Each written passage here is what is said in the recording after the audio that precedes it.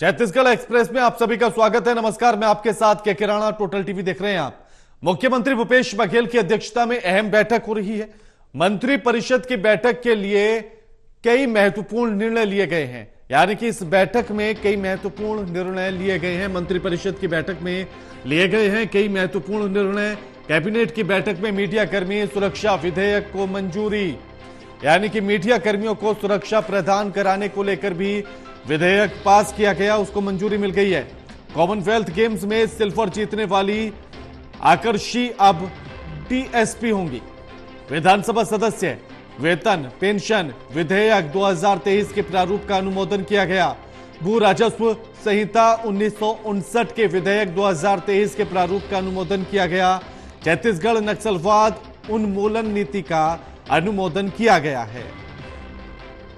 तस्वीरें आपकी TV screen पर है बैठक की, जहां मुख्यमंत्री की अध्यक्षता में एक बैठक की गई और बैठक में कई अहम फैसले लिए गए हैं। तमाम प्रस्ताव को मंजूरी दे दी गई है और इन्हीं में से अहम मीडिया कर्मियों की सुरक्षा को लेकर पेश किया गए प्रस्ताव को भी मंजूरी मिल चुकी है।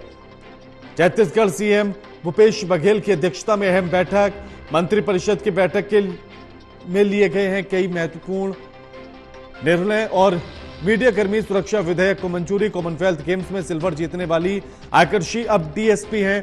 विधानसभा सदस्य के वेतन को लेकर पेंशन को लेकर यह भी प्रस्ताव को मंजूरी मिली है। छत्तीसगढ़ नक्सलवाद उन्मूलन नीति का अनुमोदन किया गया है।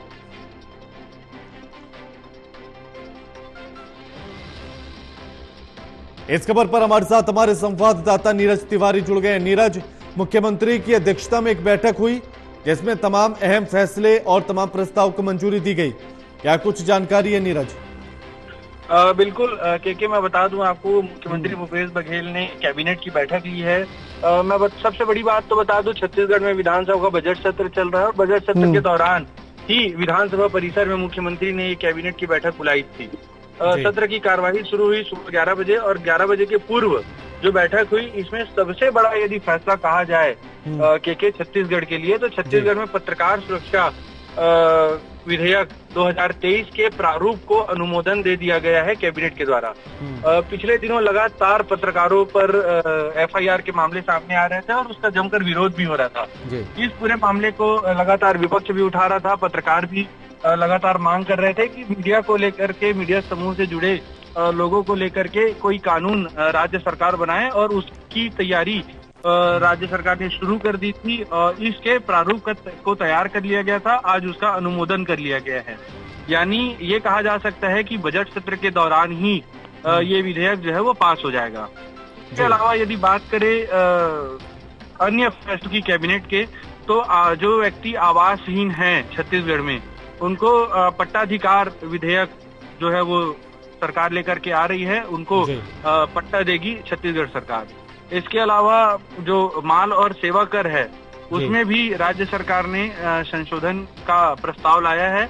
मैं एक बड़ी बात बता दूं, जो छत्तीसगढ़ विधानसभा के बजट सत्र में मुख्यमंत्री भूपेश बघेल ने वित्त मंत्री के रूप में बजट पेश किया है, इसमें कोई नए कर का प्रावधान नहीं है, लेकिन जो नया प्रारूप आ रहा है, इसमें क्या संशोधन होगा, ये विधेयक के पेश होने के बाद पता चलेगा। इसके अलावा साथ ही नक्सलवाद उन्मूलन नीति में भी अनुमोदन किया गया है। नीरज, नक्सलवाद उन्मूलन नीति में भी अनुमोदन किया गया है।